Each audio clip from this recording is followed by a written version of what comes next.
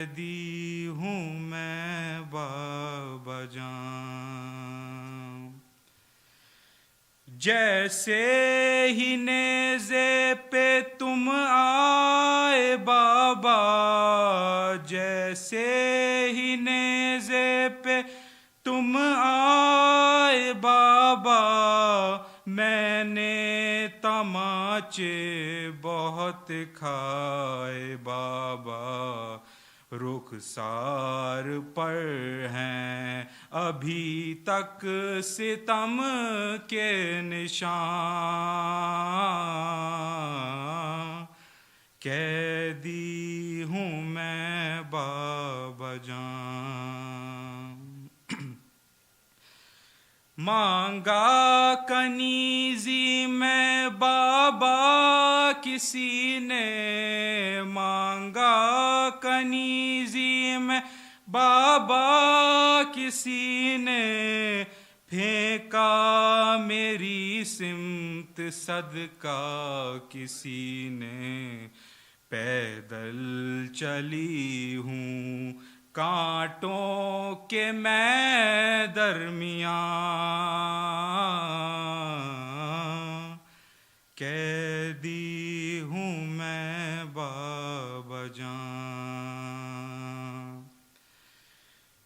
ملنے کو ہم سے چلے آؤ بابا، ملنے کو ہم سے چلے آؤ بابا، ایک بار چہرہ دکھا جاؤ بابا، اے پیارے بابا، پھر ہم کہاں تم کہاں،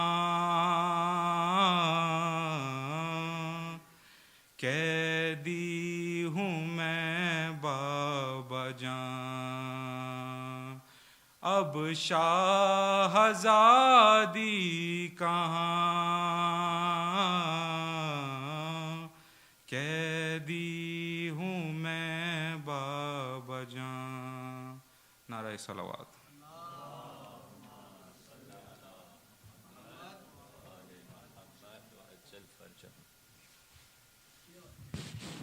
Jazakallah khair, Brother Azbar, for his tawfiqat. Please recite another loud salawat. Allahumma salli ala wa ali Muhammad.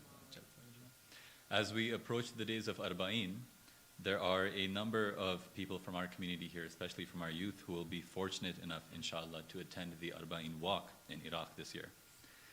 And in continuing some of the words of Moulana Murtaza, he says کہ بعض دفعہ اس اربعین واک میں کیا ہوتا ہے کہ کوئی ایک بندہ کھڑے ہو کے یا حسین حسین کا ماتم کرنا شروع کر لیتا ہے، کوئی انگلش اردو فارسی کچھ نہیں، بس اکیلے یا حسین 3 منٹ 4 منٹ 5 منٹ کرتا ہے، اور ہر دفعہ یہ ہوتا ہے کہ after 30 minutes after 45 minutes ہزاروں لوگ شامل ہوتے ہیں یا حسین کے ماتم میں اس میں ہوتے ہیں۔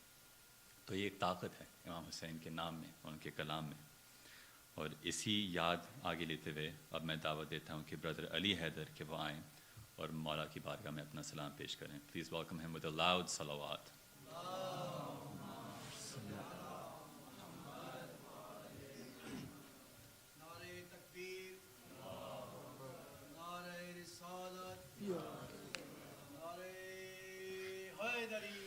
یا علی بارے دیگر صلوات۔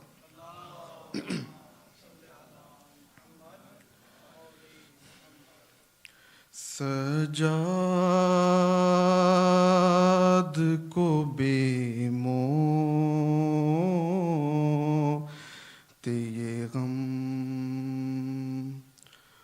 مار گیا ہے، سجاد کو بے موت یہ غم مار گیا ہے، بے پردہ حرم سات ہیں، بے پردہ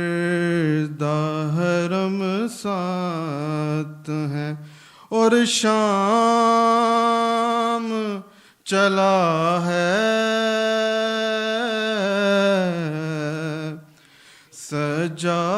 سجاد کو بے موت یہ غم مار گیا ہے اے شمر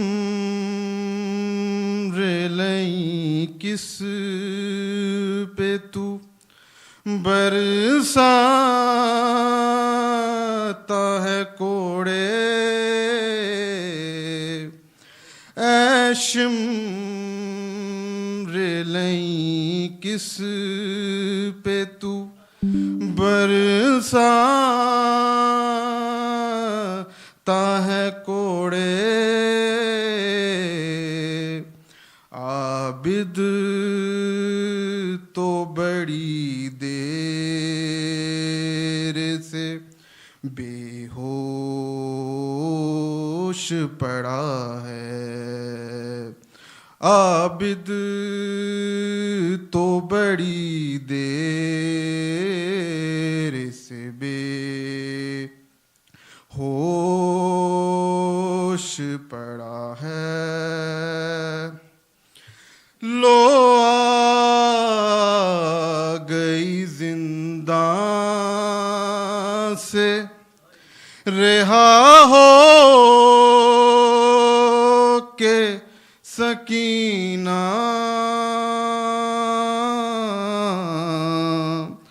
لو آ گئی زندان سے رہا ہو کے سکینہ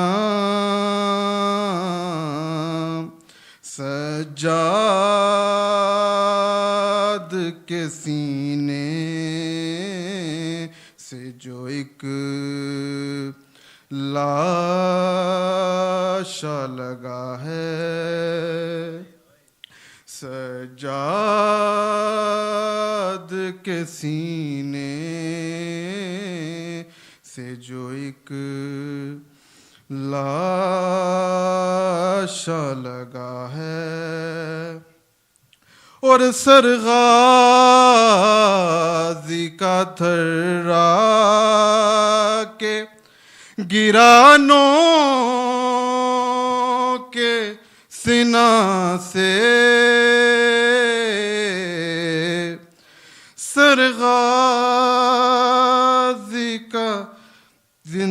سرغازی کا تھرا کے گرانوں کے سینہ سے شاید سر زینب کو کھلا دیکھ لیا ہے شاید سر زینب کو کھلا دیکھ لیا ہے زینب کو کوئی دیکھنا پائے اسی خاطر زینب کو کوئی دیکھنا پائے اسی خاطر نیزے پہ سرے سبط نبی بول رہا ہے نیزے پہ سرے سبط نبی بول رہا ہے فرحان یہ زینب کے مصائب کا اثر ہے فرحان یہ زینب کے مصائب کا اثر ہے 40 برس مولا میرا روتا رہا ہے 40 برس مولا میرا روتا رہا ہے نہ مار سکینہ کو تماچے ستمگر نہ مار سکینہ کو تماچے ستمگر احساس یتیمی ہی بڑی سخت سزا ہے احساس یتیمی بھی بڑی سخت سزا ہے بے پردہ حرم ساتھ ہیں اور شام چلا ہے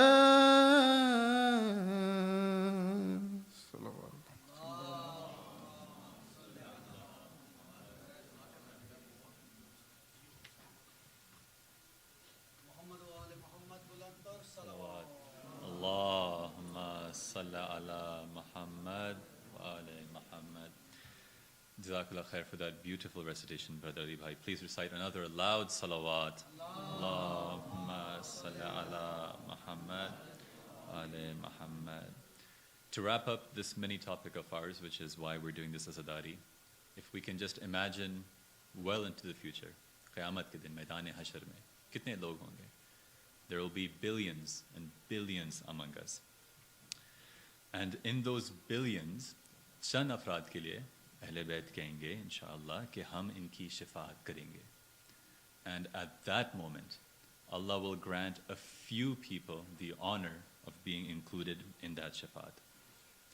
Everything that we do in these series, these sessions, this silsila, is to get that shafa'at over there. And at that moment, with all the billions that are there, they will be dying کہ کاش کوئی ہمیں حسینی کہہ دے. This is a blessing that we have اس دنیا میں یا حسین کہنے کا اور حسینی کہلانے کا. This is why we do Azadari, and it goes well beyond these words. It goes into our actions day to day, inshallah. With that, I would like to invite our final reciters for the evening, brothers Irtaza, Basil, and Abbas, to recite a Marsiya. Please welcome them with a loud salawat.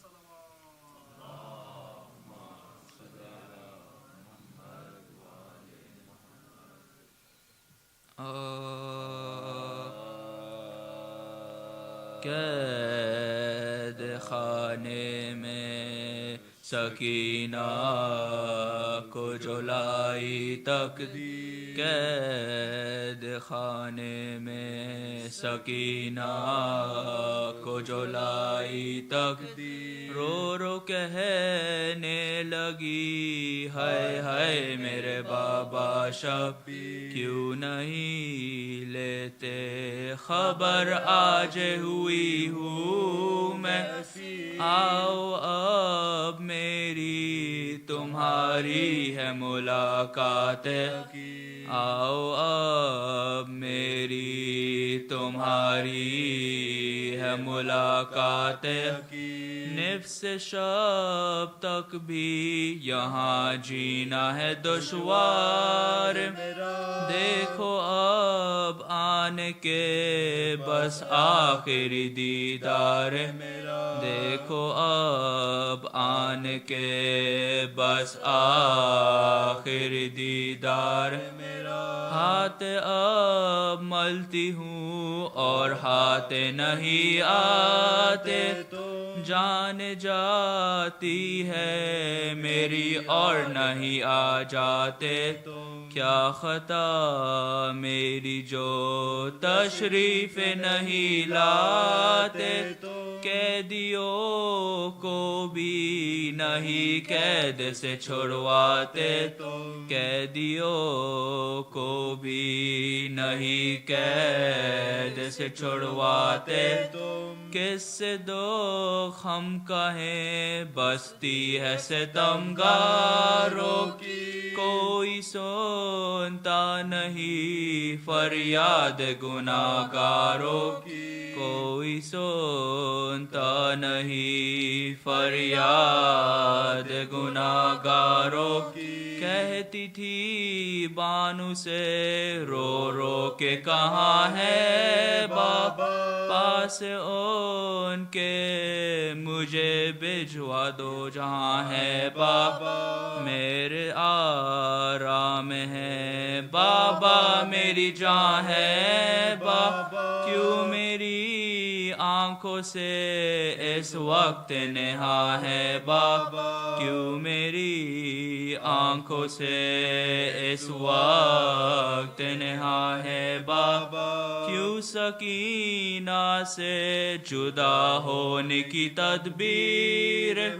کیا گناہ مجھ سے ہوا کون سی تقصیر کیا گناہ مجھ سے ہوا کون سی تقصیر بانو گودی میں لٹا کر لگی دینے لو اور تو پک کر یہ لگی کہنے وہ بانو سو میری لاڈلی سو جا میری قیدی بچی سو میری تشنا جگر سو میری بھوکی پیاسی سو میری تشنا جگر سو میری بھوکی پیاسی سو جائے فرقت شبیر میں رونے والی سو میری شاہ کی آغوش میں سونے والی سو میری شاہ کی آغوش میں سونے والی تھی جو جاگی ہوئی بچی وہ کئی راتوں کی سو گئی خواب میں بابا کی شکل نظر پڑی دیکھتے ہی وہ انہیں خواب میں قدموں پہ شہن گودی میں اٹھایا تو یہی کہنے لگی شہن گودی میں اٹھایا تو یہی کہنے لگی چین بین میرے پرا آپ کو کیوں کر بابا صدقے میں اور میری جان بھی تم پر بابا صدقے میں اور میری جان بھی تم پر بابا خوب پانی میری خاطر گئے لینے گھر سے مجھ پہ کیا کیا ہوا اس عرصے میں اور تم نہ شاہ نے چوم کے لب سینے سے لپٹا کے کہا اے جان میری تجھ پہ یہ بابا صدقے کہا اے جان میری تجھ پہ یہ بابا صدقے جو ستم مجھ پہ ہوا کیا تجھے تقریر کروں تو بھی دل گیر ہے اب کیا تجھے دل گیر کروں तू भी दिलगीर है, अब क्या तुझे दिलगीर करूं। ऐसी खोज बन गई मुझ पर के ना आया तुझ पास, मैं जुदा तुझसे कभी हूँगा ना अब तू होता।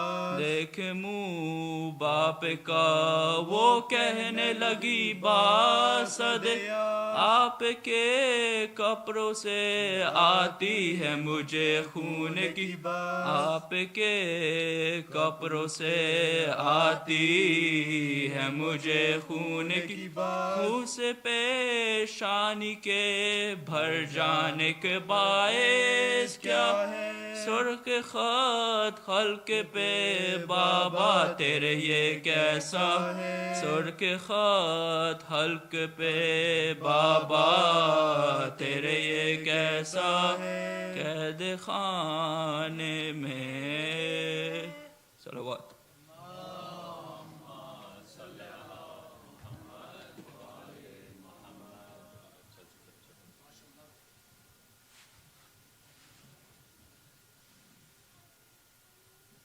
Jazakallah khair, brothers Irtiza, Baz and Abbas, for them and for everybody who has participated in our program here tonight and over the last several nights. Please recite another loud salawat. Allahumma salli ala Muhammad wa ali Muhammad. Just some final announcements for brothers and sisters. First of all, the camp. We have shared the details and are in the stages of finalizing the participants. For those of you who still don't know, this is a 4-day camp that we host year over year. This is our 4th or 5th year doing so. This will be a group of around 20 young adults, 17 to 35 years old. Alongside accompanying us will be our very own Moulana Syed Zain. And also joining us will be Sheikh Hussaini, who had previously joined us for our Ramadan youth programs.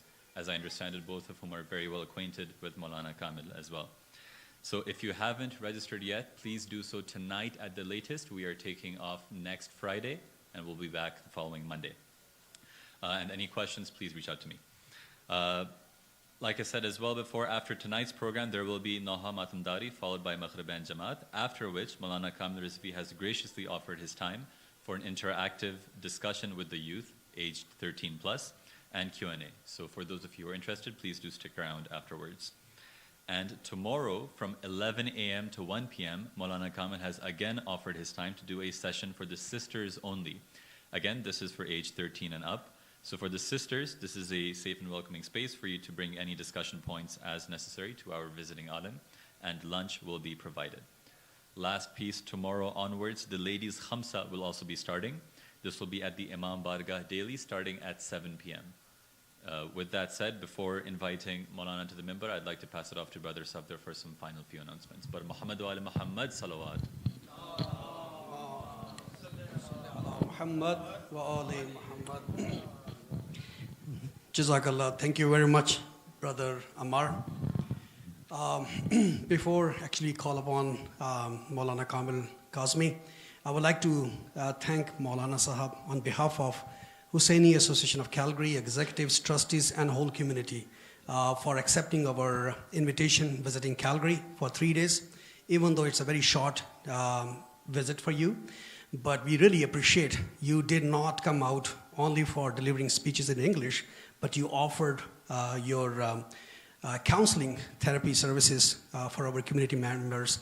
And I'm pretty sure our community members, all the sessions have been very beneficial for them who came down and sought help from Moulana. And also, your dedication for spending some time with our youth tonight, especially with boys, and tomorrow with our girls. So for Moulana Tawfiqat, please recite a loud salawat. Allahumma salli ala Muhammad wa ali Muhammad. We hope that, inshallah, next time when you are available, you will accept our invitation again and you will visit again us in Calgary. Now, with this, I would like to request Moulana Kamil Kazmi, please come on a member and deliver the speech. Baraye Khushudi Muhammad wa ali Muhammad Bulantar Salawat.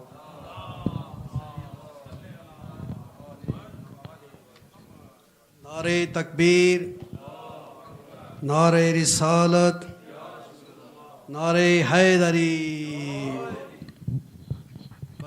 खुशनूदी Mohammad व आले मोहम्मद बुलंद तर सलावत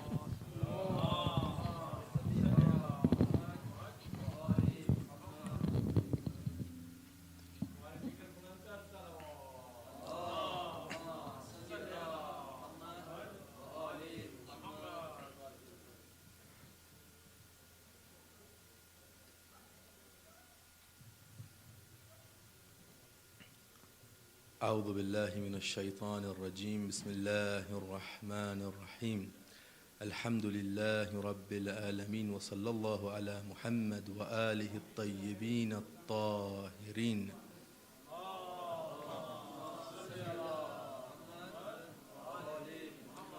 Please recite a loud salawat for the Muslim Ummah.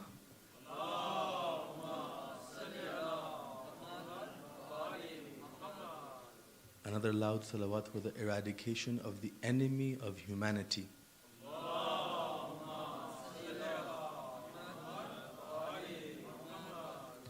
And a third with the loudest of your voices for the reappearance of the actual and ultimate solution.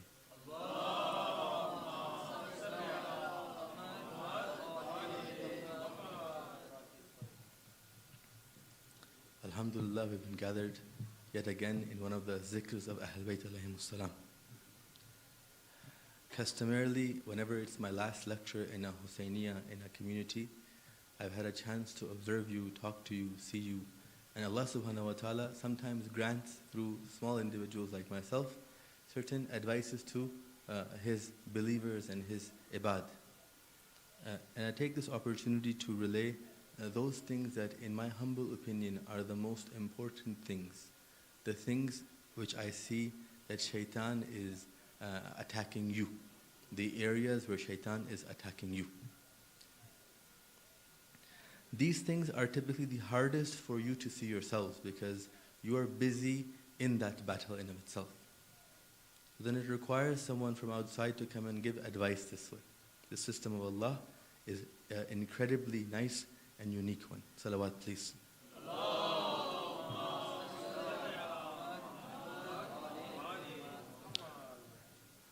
My first advice is this, brothers and sisters. Shaitan sometimes will bring for you a plastic bottle of water. And while he occupies you in the plastic bottle of water, he will poison your tap water. Okay? What's he talking about? Sometimes at max, this plastic water bottle will be filled with Ab Zamzam. At max. But still, just a water bottle of Ab Zamzam. Shaitan sometimes brings the tawajjuh of the mu'mineen in any community, allows for them to interact with a scholar coming in temporarily, makes their focus on that scholar who's only coming temporarily, at max, a plastic water bottle with Zamzam in it, at max. But it's only one water bottle, okay, at max. While he's doing that, he incites and creates for you a problem such that he makes you lose tawajjuh towards the ulama that are from your city, who are there regularly with you, and the ones who are spending their 24 hours amongst you. He poisons your tap water. No matter how glittery and glamoury that one bottle of water that at max is Ab Zamzam, but it's not. It's typically the tap water from another city. In Kingston, we drink tap water from Calgary. In Calgary, you guys might drink tap water from Kingston. It's still tap water. See that? That one tap water is not going to be sufficient for the things that you actually need. You need to make sure that shaitan does not poison your actual water supply. Salawat, please.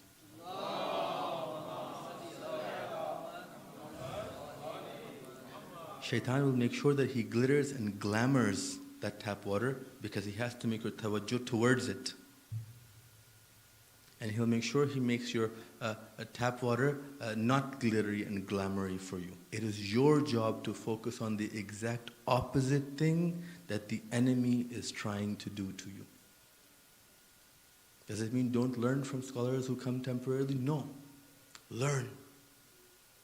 Do we just throw away small bottles of Zamzam or water? No, we don't. right? But it means also make sure that shaitan is not able to poison that blessing that Allah hasn't given everybody. Salawat, please, again.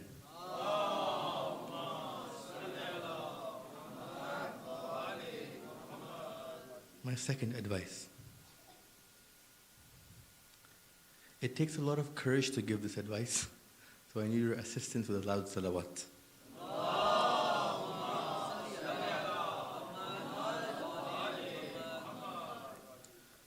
You see, the youth in Canada, the youth in your city in particular, many of them are at the age where they're ready to get married. Shaitan, what it does is exactly the opposite of what Islam and Allah has done. Okay? Allah has made getting married very easy. You recite one line and you get married. And Allah has made getting divorced very hard. It takes months to get a divorce completed.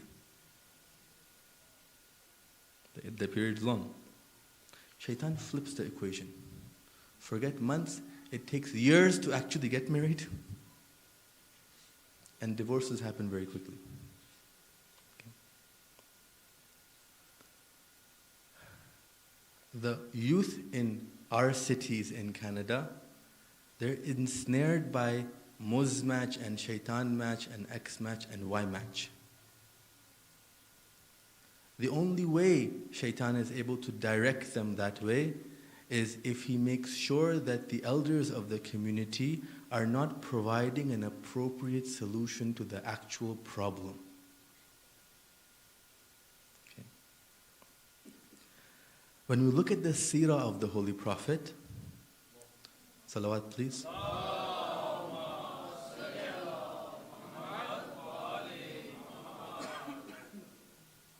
The Holy Prophet would have gatherings where youth and elderly would come. There's something unique about these gatherings that you need to understand. Oftentimes a youth would come to the Holy Prophet and said, I would like to get married. Sometimes the Holy Prophet would say, go ask Fulan Fulan, he has a daughter, you should get married to her. Other times, another one of the ashab would stand up and said, I have a daughter that needs to get married. What's unique about these gatherings is the Holy Prophet gathered two very important people in one sitting. Those young men who want to get married and the fathers of those young women who are ready to get married. Let me give you another advice here. There's a reason why Allah subhanahu wa ta'ala has given the idhn of nikah in the hand of the father. Where has Shaitan directed the entire matrimony aspect? In the hands of now the mother, unfortunately. This comment is not to put sisters down. It's not. It's to show them and to show you that the sisters have an important role in marriage. But that does not mean that the fathers take a back seat. Salawat, please.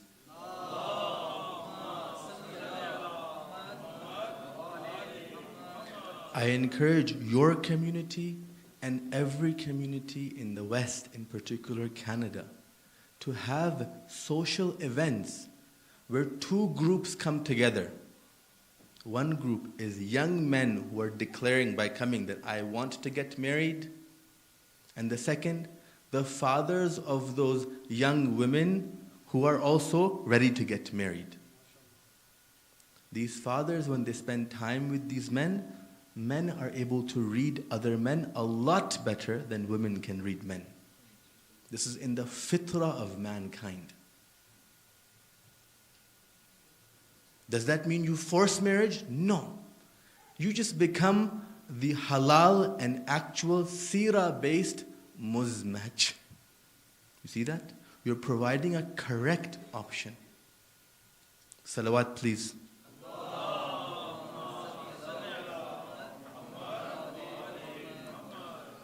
One tazakkur here. Perhaps somebody listening might say, what's wrong with Moulana Sahib in a member? He's talking about this concept in Muharram. Do you know what's the safeguard of Muharram? It's your family unit. If your family unit breaks, the next generation might not have the azad the way that you've had it. Why? Because you were cultivated with the love through what? Through the streets? Through your homes. And the place that's under attack in the West is the homes. Another salawat here, please.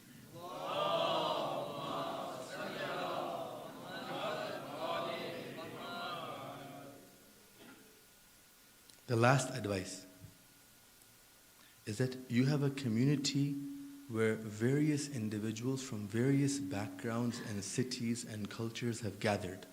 This is the same for almost every city in the West. Shaitan will make you focus on all the differences and the different saliqas and the different tones and the different colors and the different things with each other. Okay? While the aqil focuses on the thing that unites you all. When it comes to crying for Aba Abdullah, all of you are the ones who cry in this city. Focus on that fact and with name pray for one another.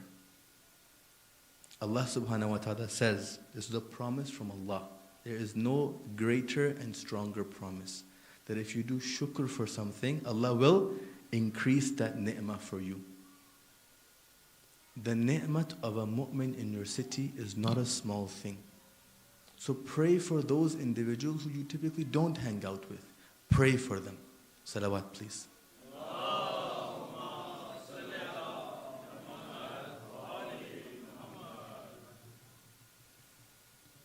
That was my gift and parting advice to you guys.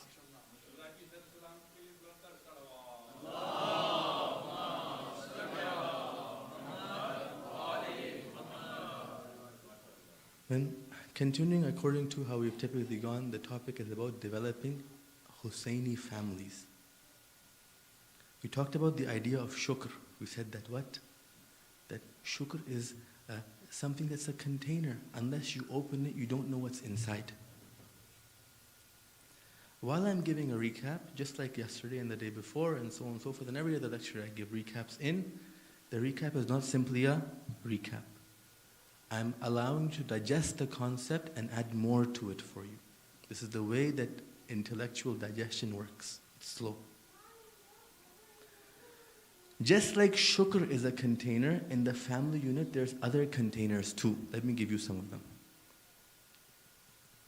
I love you. I'm sorry. I'm trying.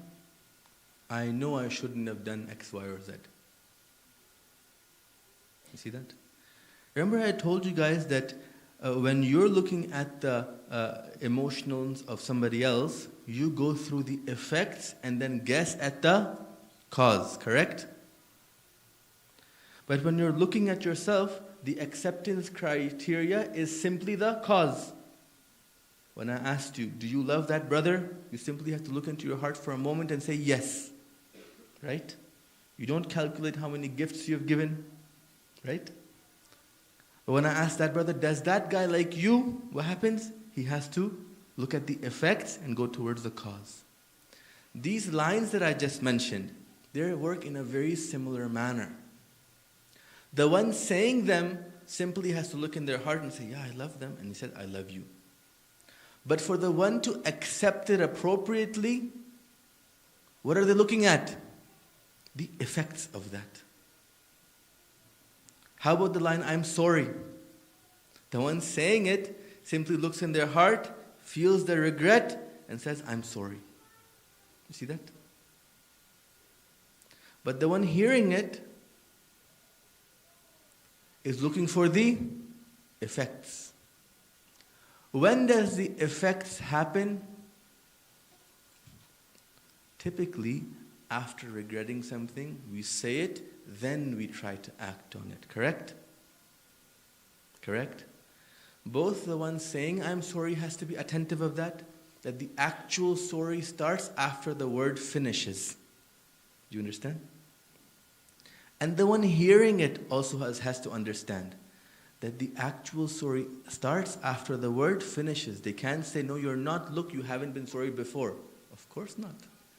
I've just felt it now and displayed it now. Look at what's about to come. Salawat, please.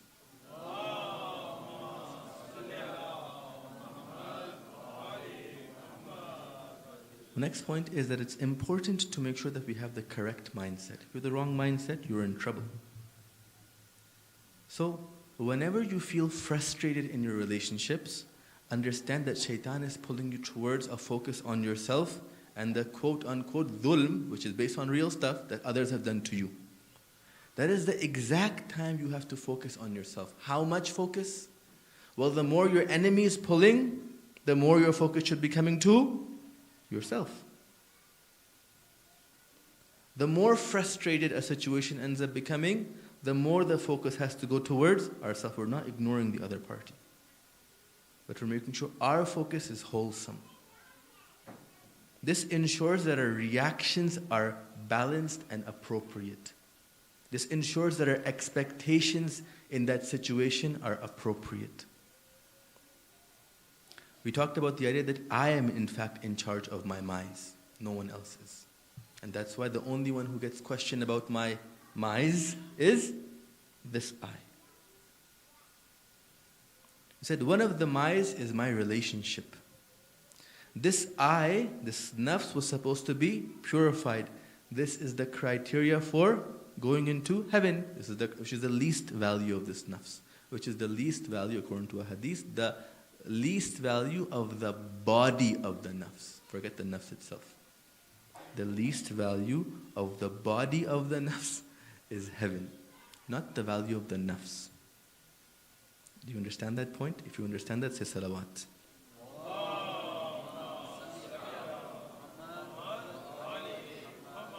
This eye has to purify its associates. Okay? Purification from what? Purification from just fights? No. Purification from lack of tawajjuh. Purification from the poison of lack of tawajjuh. Sometimes this poison is sweet, and other times this poison is bitter or sour.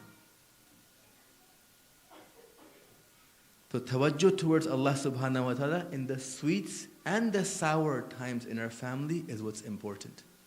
If you're accounting at the end of the day to see if you spent a Hussaini day with your family, don't just account for the fights.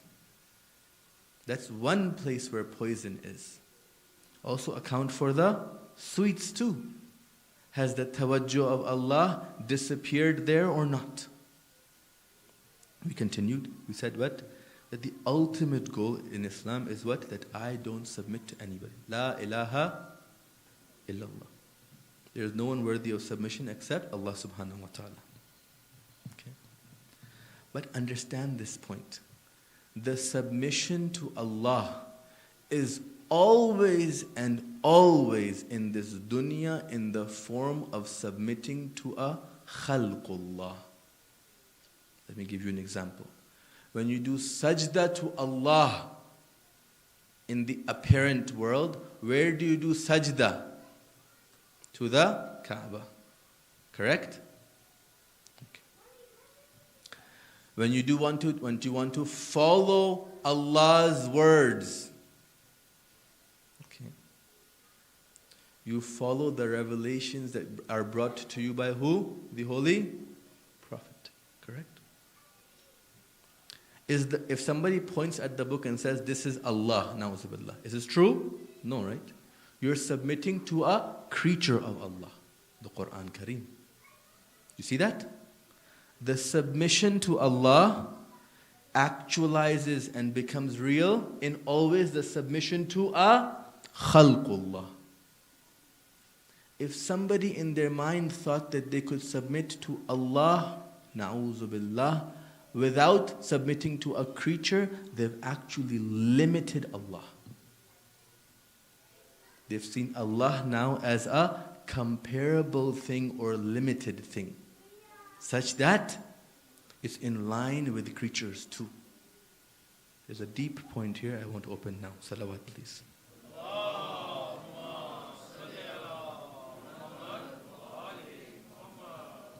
we continually talked about the idea that we can't play the blame game.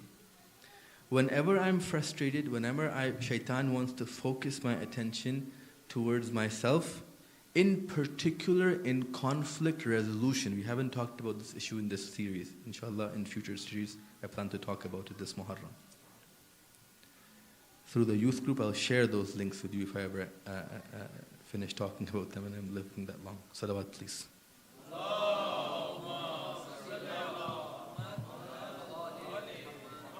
In times of conflict resolution, that's exactly when shaitan starts to make sure that you only play the blame game.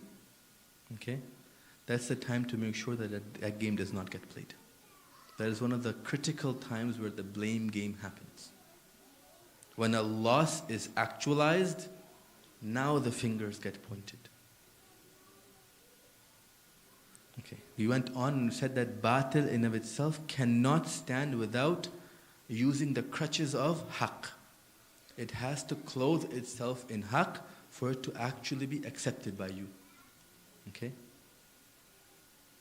If somebody comes to you and wants to sell you a fake iPhone, if they come and tell you it's a fake iPhone, will you buy it? Do they have to put it in a box of a real iPhone? Or what looks like one? Yes. Understand this reality. The enemy of humanity, when he commits the atrocities and the genocides of today, does he come out and say, I'm a tyrant? No. He comes out with a smile and says what he says. I will not even repeat his word. May Allah curse them all, inshallah. Salawat, please.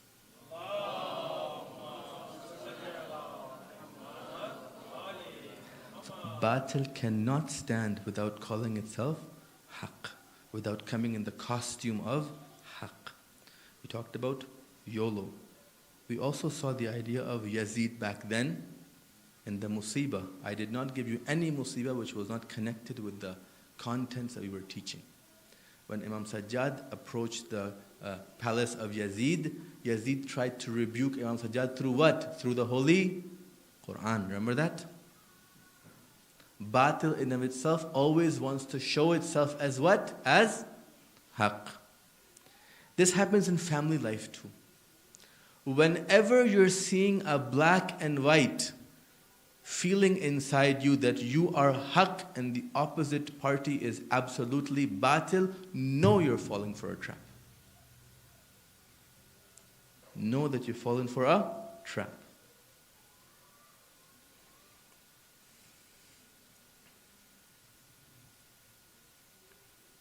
We went on, we said we have an open enemy. We can't ignore him. More focused than on what the friends are doing, you should be focused on what the enemy is doing. This is something that's unique. I'll show you certain examples of it, first in everyday natural life, and then I'll show you examples from it, from our deen as well. Salawat, please.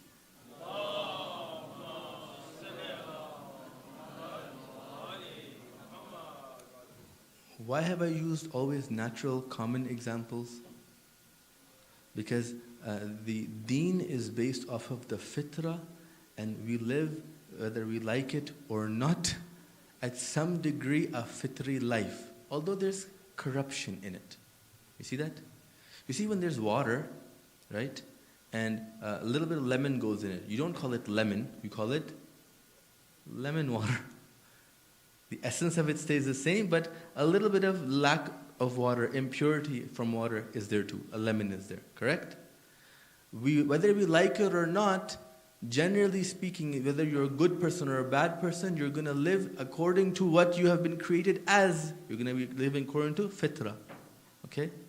But shaitan comes and just makes that fitrah a little bit murky. It hides it. And hence the Anbiya said, our job was to come and dig out the fitrah. You see that? Okay. So, salawat please.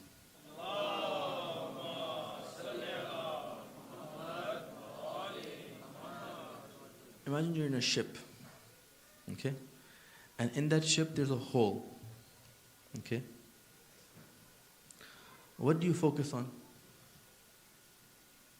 The hole?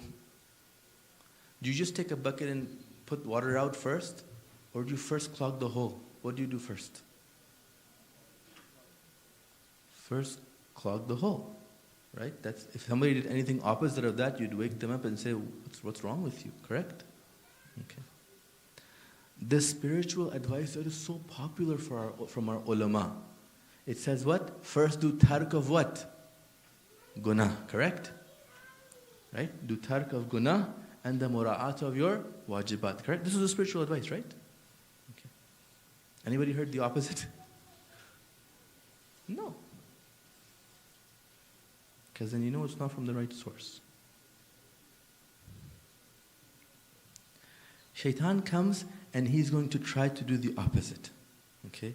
He's going to try to make sure that you focus on the dumping of the water out first and forget about the hole that's there.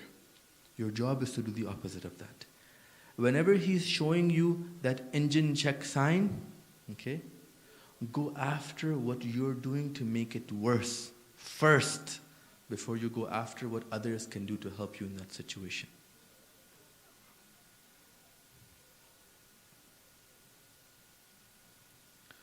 The solution that shaitan presents is often salt water. In the moment when somebody has something rude to you, parents have done something that you don't like, husbands or wives have done something that each other doesn't like, shaitan will say, put them in their place. Say something or do something that will put them in their place, na'uzubillah. That's salt water. The example we gave was that he'll come to the believing mu'min and say, recite those ahadith about women when you go home. You see that? There's a problem here, brothers and sisters. You see, when I didn't recite the hadith, at max, my spouse was doing what? She was opposing me, correct? What happens when I recite the hadith? Who are they opposing now?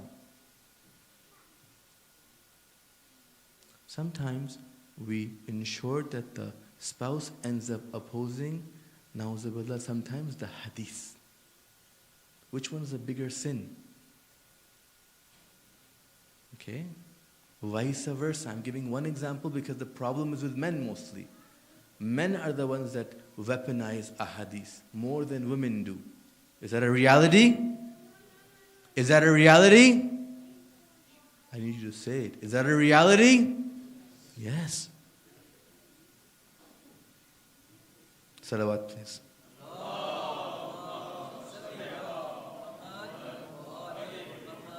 Story of the Holy Prophet. A disbeliever comes to the Holy Prophet and says, "O Holy Prophet, show me a mu'jiza." And the Holy Prophet says, "I have given you intellectual arguments of how I am a prophet. Okay? Accept it or go away." And the guy goes away. One of the ashab asked the Holy Prophet, "Why didn't you show him a mu'jiza? You did it yesterday, the day before, you can do it really easy. Why didn't you show him both?" The Holy Prophet said, "I knew he was not going to accept me anyways. If I didn't show him a mu'jiza, then he'd be in this level of hellfire. But if he rejected me even after seeing a mu'jiza, he'd be in this level of hellfire. So I saved him." Sometimes when you're seeing your loved ones go against the deen, don't make it plain and obvious for them that you're going against the deen. Try to guide them to the right path slowly and intellectually first before you make it about either they obey and do correctly the right thing or they break away, na'uzubillah, and end up in the worst place possible. We have to have hilm when we do tarbiyah. Salawat, please.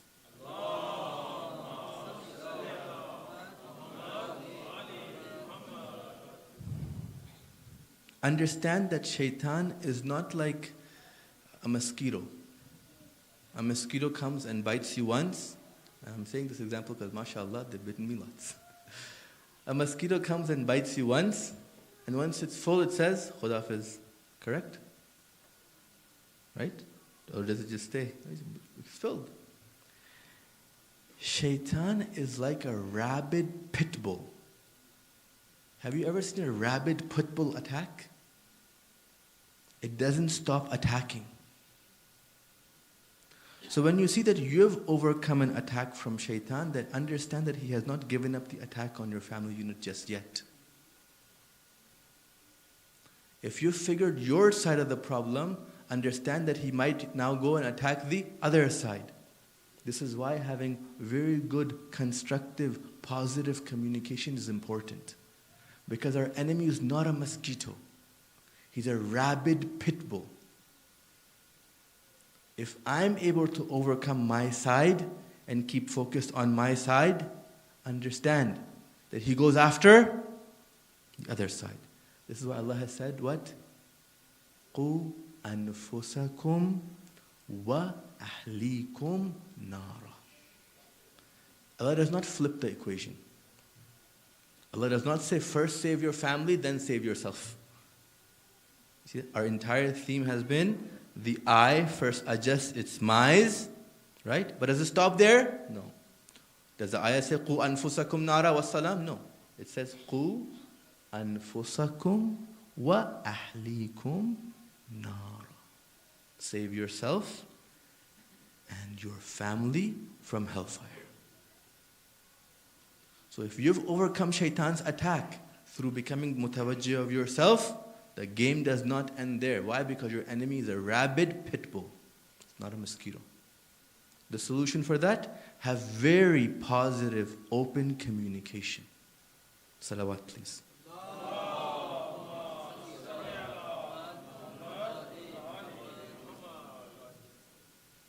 There are newer themes we have to talk about as well. I only covered half of the content from yesterday's speech. I don't know if I'll cover all of today's either. You see, after marriage, what ends up happening, and after having kids, what ends up happening, is Shaitan occupies us in such a way that we get overcooked. Okay? One of the way you get overcooked, well, let me give you an analogy. Imagine you have an exam next week. Some of you do. I can see it in your face. Imagine you have an exam next week, okay? And at that time, you sign up to help at the Hussainia, and you want to lead a camp, and you also want to finish listening to Mukhtar Nama, all of it, okay? And at that same time, you want to finish those other projects that you had promised other people too. Okay? Sometimes Shaitan will come, and when you have a responsibility, right, in a very timely manner, will get you occupied with non-responsibilities. Okay? After marriage, it looks like this. Shaitan will come and occupy the baba of the family, perhaps with his parents and siblings, and might occupy the mama of the family with her parents and her siblings. I've promised my siblings A, B, C, D, E, F, G, H, I, J, K. By the time I've finished giving the promises to my side of the family, there's nothing left to give to my husband and kids, and vice versa. Shaitan occupies both the babas and mama in finances this way. I'm talking to a Indo-Pak community, correct? Most of us have family back home that we support, correct? Shaitan comes and ensures sometimes that we're not balanced in supporting. Are we supposed to support? Yes, if you can. But the balance in support comes how? Brothers and sisters, we just read the ayah of the قُوا أَنفُسَكُمْ وَأَهْلِيكُمْ, right? What's the difference between ahl and al? I'll tell you the Urdu language, okay? Ahliya. Anybody willing to call their mother this? No. That's the difference between al and ahl. Did you understand what I just said? If you understood that, recite a salawat.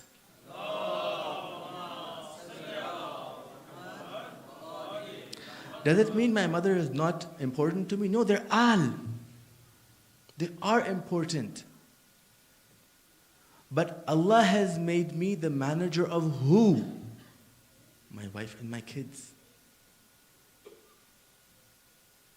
How many of you guys think that when you're going to go into your graves, Allah is going to ask you, and what did your mother wear? And why did your mother have to go to work? Or why did your mother not spend more time at home with other siblings? No, that's going to be your questions for your father. Because he was the wali in his household. Where's the questions that are going to be directed to you? They're going to be related to your household. I'm talking to the men, but I'm hoping the sisters listen. In Arabic, there's a kinaya, so you're talking to the door so the window listens. Okay? This applies to both genders. Salawat, please.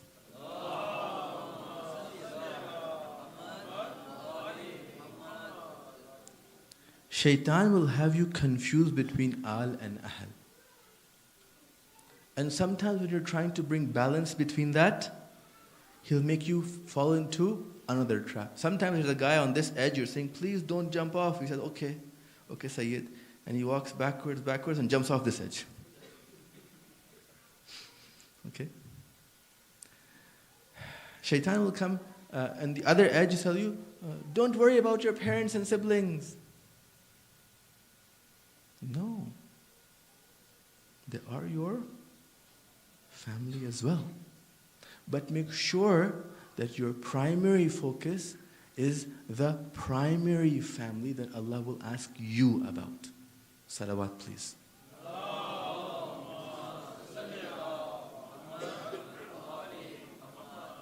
So kids, up until marriage, that means your focus is on not your imaginary wife, but your parents. But after marriage, when your wife is no longer imaginary, she's a real person now, then your focus has to shift. This is not disrespect. This is respect. You see that? Another salawat here, please.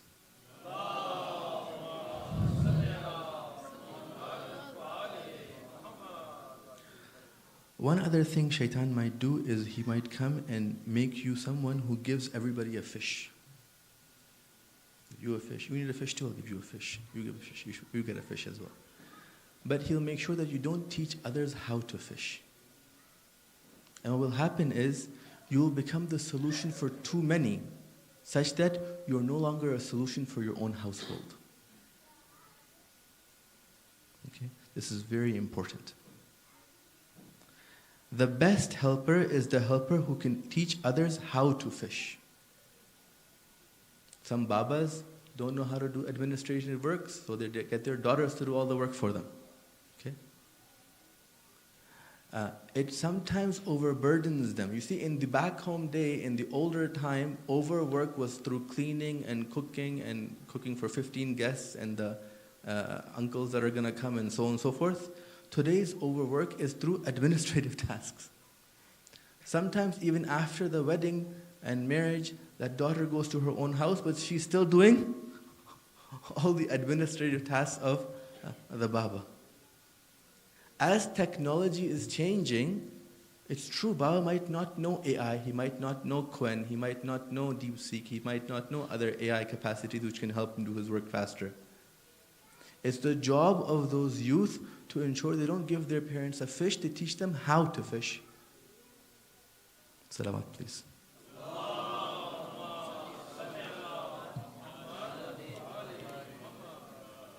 The examples and the points that I've mentioned both today and the previous days aren't coming from other than experience.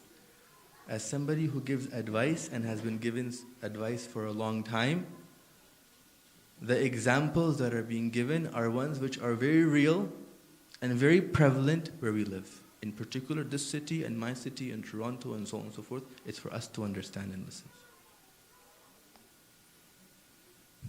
Okay, what helps counter shaitan? What's the best and ultimate assistance there?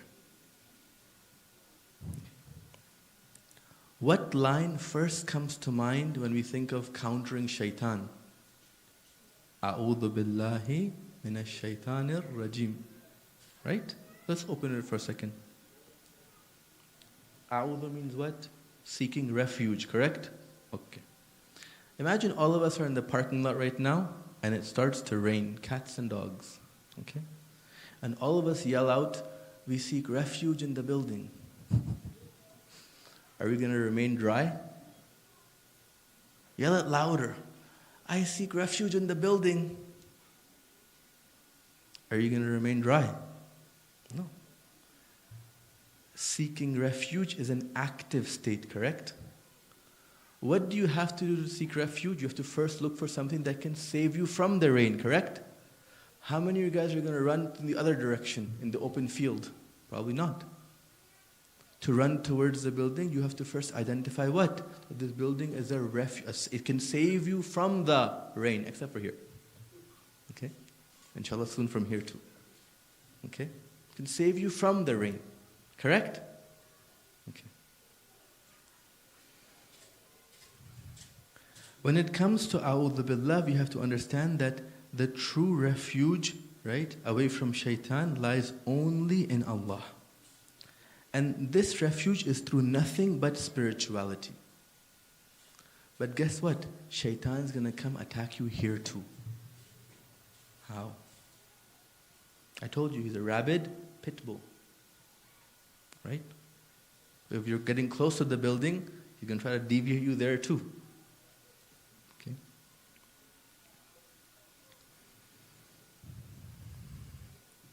Shaitan attacks in many ways here. I'll only cover two today. First is, I'm too sinful and I'm too ashamed, and that's why I don't really pray and do those extra things. I'm somebody who already is addicted to music, na'uzubillah, or addicted to other things I'm not supposed to see, na'uzubillah, or addicted to other substances, people, or habits. You're always addicted to one of these three things. Substances, people, or habit. And I'm so ashamed in that what happens? That's the reason why I don't come to the Hussainia as much. That's the reason why I don't really like Muslim gatherings too much. It kind of reminds me of a shame, a guilt inside of me. Question. Imagine if your shirt is torn a little bit and you're chubby. You'll typically get a little bit ashamed, correct? Right? Anybody see somebody in that situation tear their whole shirt apart? No. If you're ashamed of running away from Allah, stop running further. If it's truly guilt from running away from Allah, then that very thought, if it's real, should be pulling you towards the building, the safeguard, the refuge. Okay? Shaitan will make you focus on the feeling, like YOLO, and direct you elsewhere. The feeling is very real, but the direction is not. Salawat, please.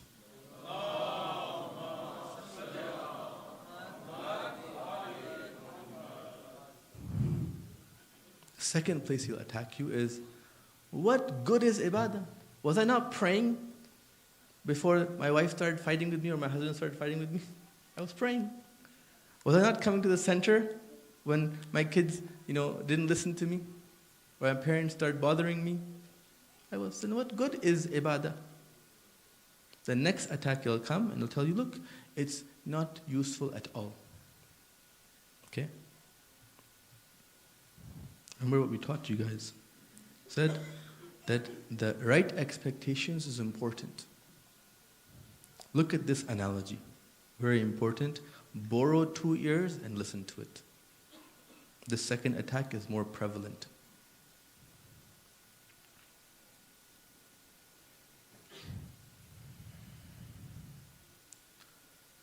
We need energy in our body to go work and earn a living, correct? Right? So we eat food for that, correct? Okay. Anybody eat a slice of pizza then open their wallet to see more money come? No, right? That food is supposed to do what? It's supposed to create what for you? Potential to work, correct? Rest? So if somebody ate a slice of pizza and opened their wallet and expected money there, you'd say, what's wrong with you? Okay. Ibadat is the food of what? Your nafs. Okay? It creates the potential to overcome difficulties. It doesn't make difficulties disappear. Let's look at some examples, inshallah. Salawat, please.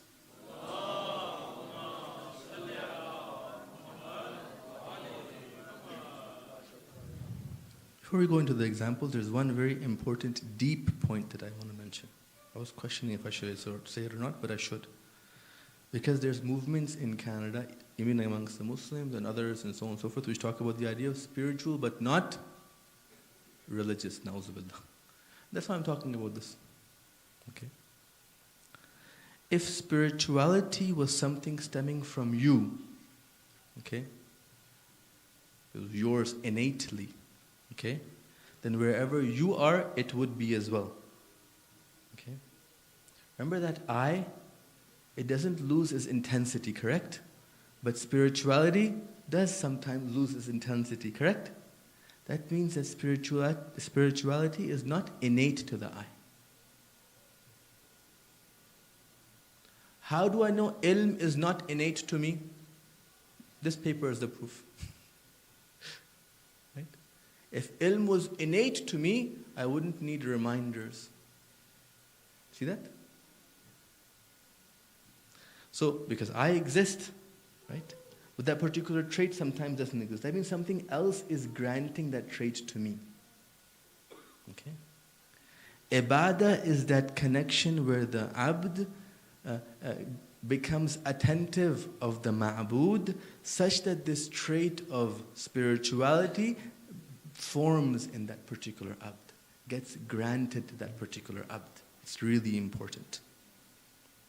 So you cannot have spirituality without ibadah, without sharia. Dil saaf hai is like YOLO. Salawat, please.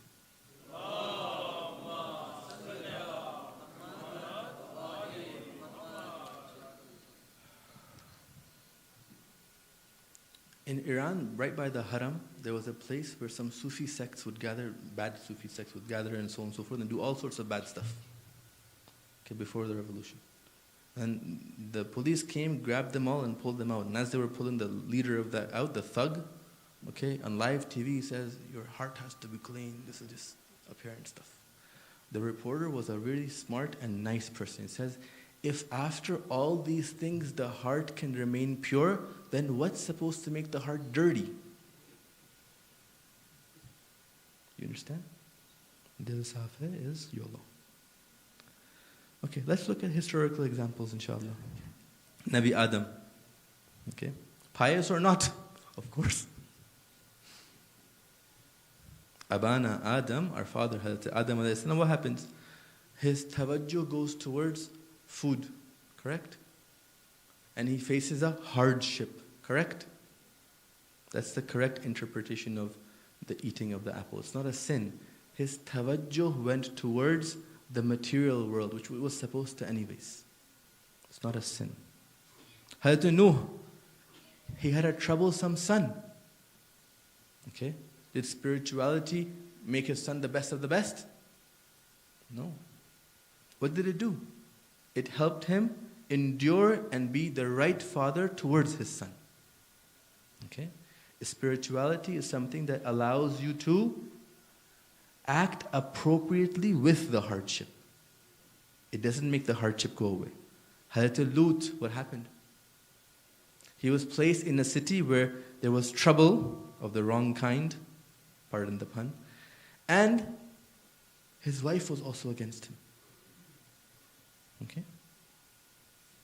Spirituality made him do what? Overcome the hardship. It didn't make the hardship go away. I'm bringing these examples to show you that it's a stipend, a staple trademark of Allah. So it must be there for us too. Hazrat Ibrahim, they flung him into the fire. His spirituality didn't make the fire go away. It made him deal with the fire appropriately. In all of these examples, what was the appropriate reaction of the Anbiya? Tawajjuh towards Allah. The famous story with Hazrat Ibrahim, that as he's flying in, One of the angels comes to him and says, I'll save you. He says, what? But not even you. Tawajjuh towards Allah. Okay. Hazrat Musa. The ones who raised him were the ones who were after trying to kill him. Okay? Hardship didn't make that go away. His own people betrayed him. Sold him out for a golden calf. Okay? Hardship doesn't make the problems go away. Hazrat Isa, after his death, his people betrayed him. Called him the Son of God. This point is very important. Each one of these examples, if you are a thinker, there's a full lesson there for you. But if you're not, this one I'm opening up for you. Salawat, please.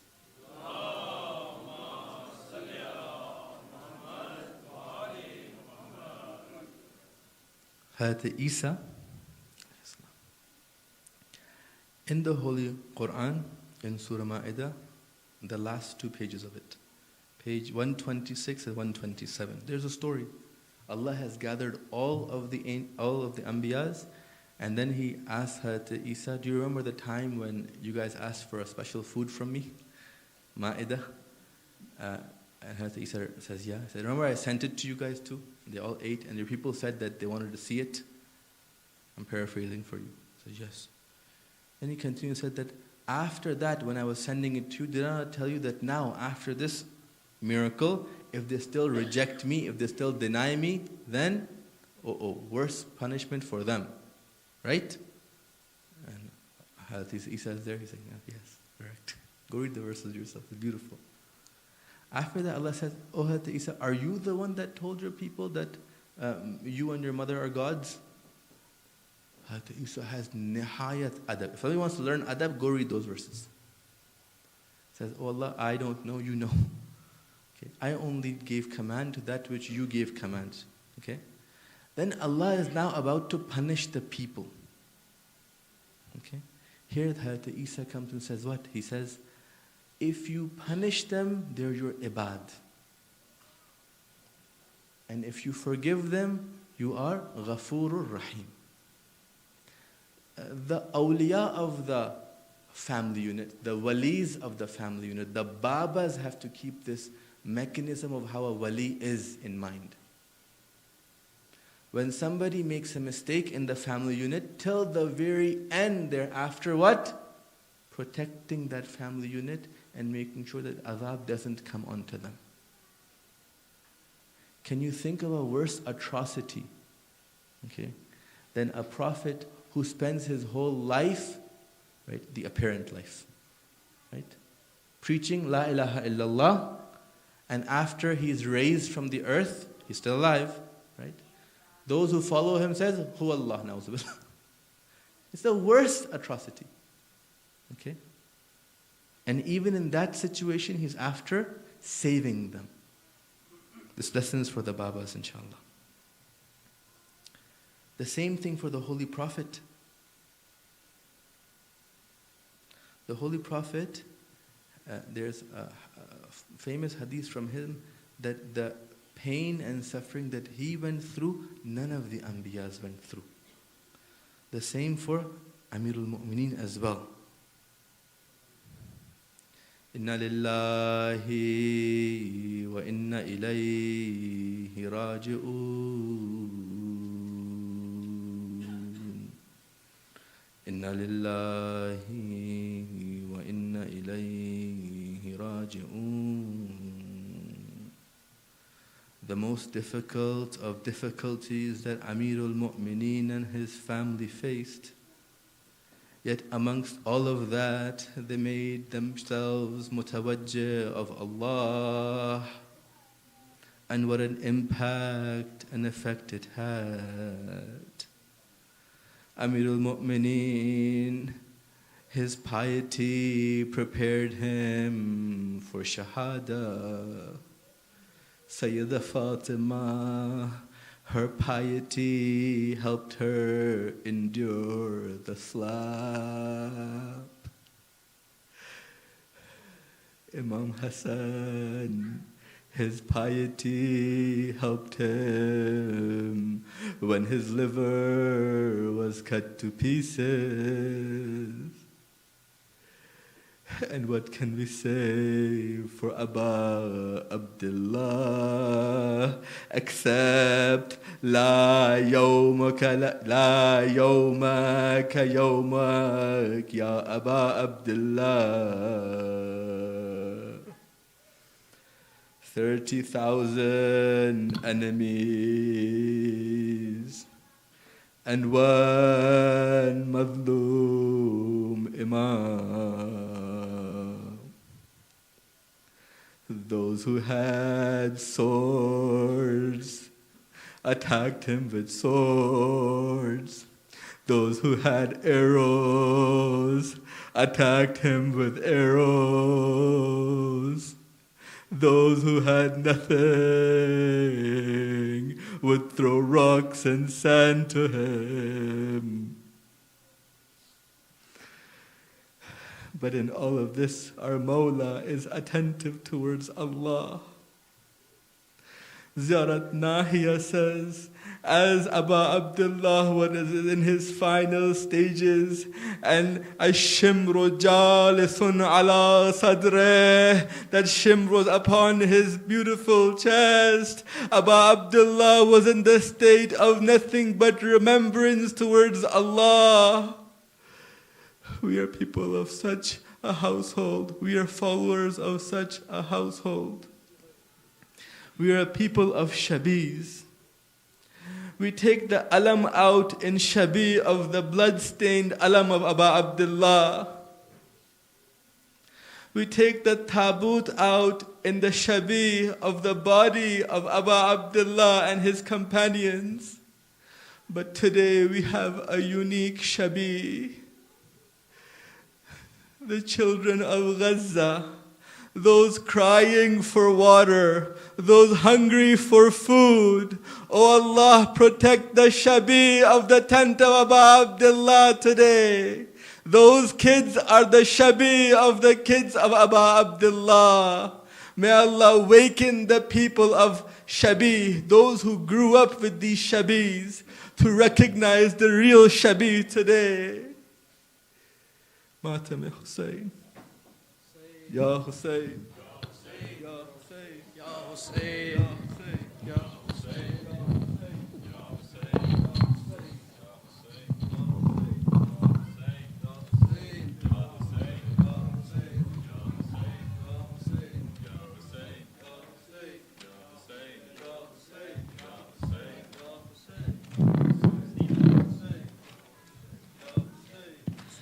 मैं मलकाए हया हूँ, मैं मलकाए हया हूँ, सजाद मैं ज़ैनब हूँ, मेरे sir पे रिदा कोई नहीं, बाज़ारे जफ़ा सजाद मैं ज़ैनब हूँ, मेरे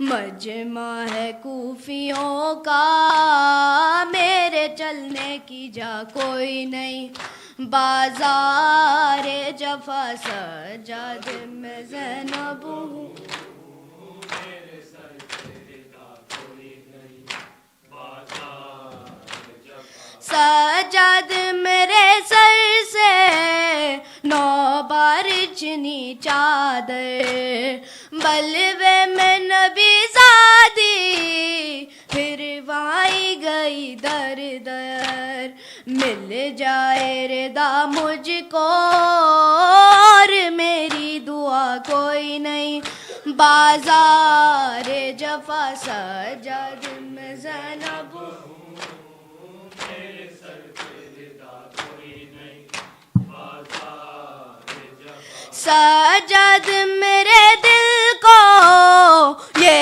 दर्द सताता है, सर गाजी करने जैसे जब खाक पे आता है, सर در میرا کھلا دیکھے غم سے بڑا کوئی نہیں بازار جفا سجاد میں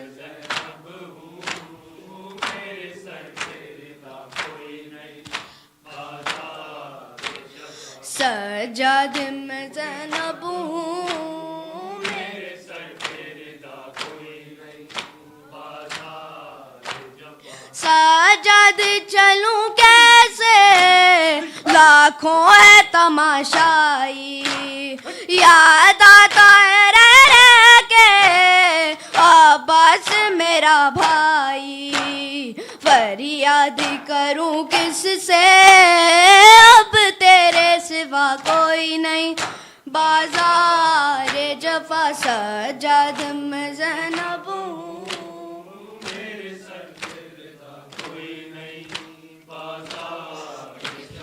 سجاد میں زینب ہوں میرے سر پہ رضا کوئی نہیں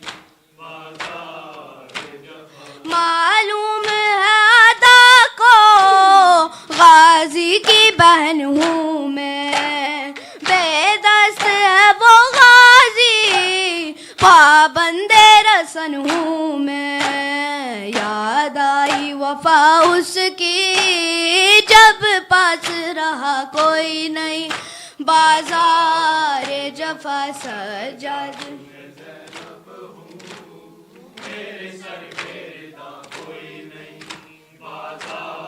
رے جفا سجاد میں زینب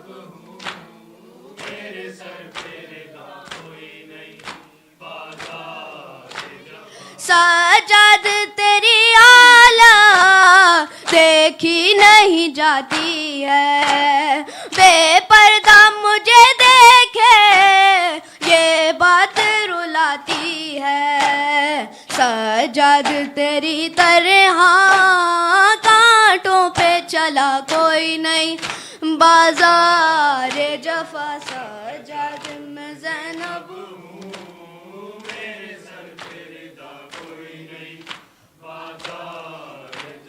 سجاد میں زینب ہوں میرے سر پہ رضا کوئی نہیں بازار جاتا ہے سوئے زندہ اب کنبہ محمد کا رسی میں بندھے قیدی کانٹوں سے بھرا رستا امت نے ستم ڈھائے قسمت سے گلا کوئی نہیں بازار جفا سجاد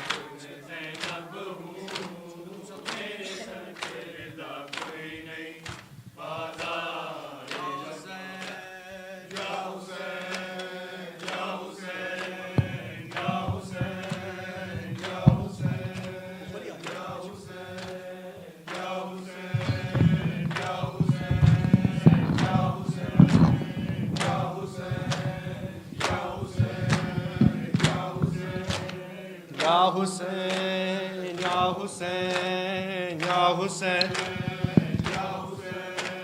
یا حسین یا حسین یا حسین یا حسین یا حسین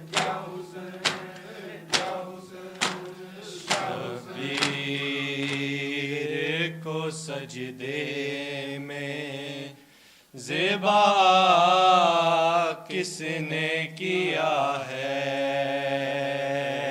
شبیر کو سجدے میں زیبا کس نے کیا ہے شبیر کو سجدے میں زیبا کس نے کیا ہے شبیر کو زیبا کس نے کیا ہے شبیر کو سجدے میں زیبا کس نے کیا ہے شبیر کو سجدے میں زیبا کس نے کیا ہے مظلوم کے ماتم سے ہمیں روک روکنے والوں گر فاطمہ زہرا کا تباہ کس نے کیا ہے شبیر کو سجدے میں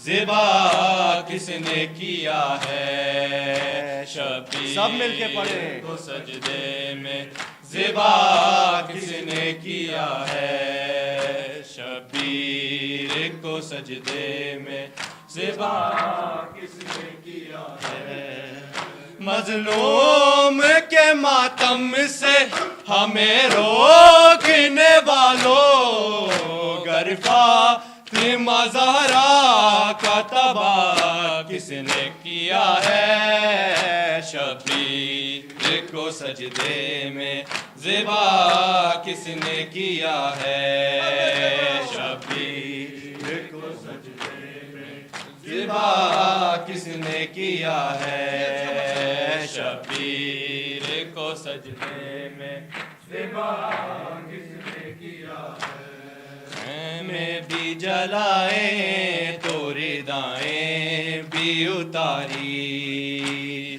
سیدانی سرنگ کھڑی روتی تھی ساری ہندو تھے یہودی تھے عیسائی یا کوئی اور اتنا تو بتا دو یہ گناہ کس نے کیا ہے شبیر کو سجدے میں ذبح کس نے کیا ہے شبیر کو سجدے میں ذبح کس نے کیا ہے شبیر کو سجدے میں ذبح کس نے کیا ہے شبیر کو سجدے میں ذبح کس نے کیا ہے مظلوم کے ماتم سے ہمیں روکنے والوں گر فاطمہ زہرا کا تباہ کس نے کیا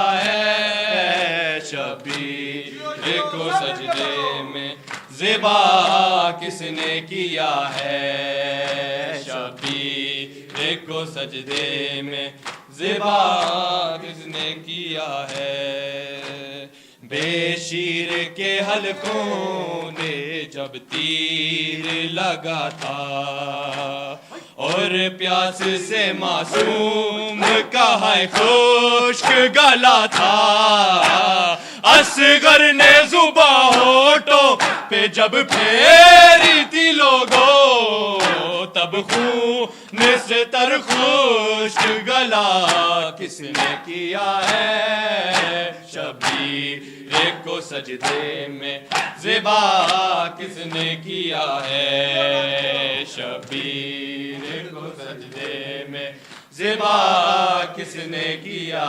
ہے شبیر کو سجدے میں ذبح کس نے کیا ہے مظلوم کے ماتم سے ہمیں روکنے والوں گر فاطمہ زہرا کا تباہ کس نے کیا ہے شبیر کو سجدے میں ذبح کس نے کیا ہے شبیر کو سجدے میں ذبح کس نے کیا ہے شبیر کو سجدے میں ذبح الوداع پرسا ہے زنجیروں میں جکڑا ہوا سجاد مہاری اور شمر کے ظلموں سے ڈری بی بی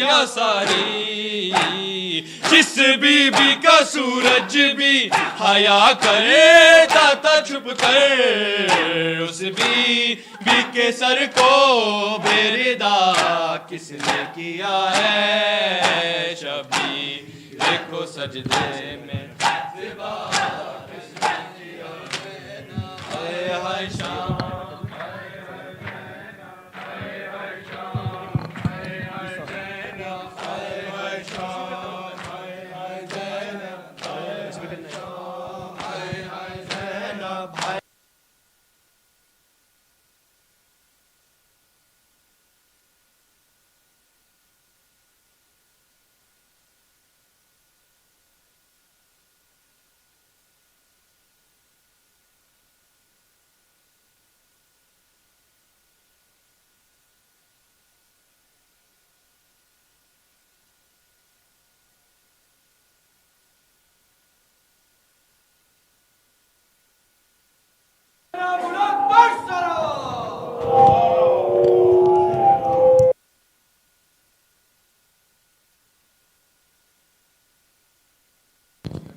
الله أكبر الله أكبر أشهد أن لا إله إلا الله أشهد أن لا إله إلا الله أشهد أن محمدا رسول الله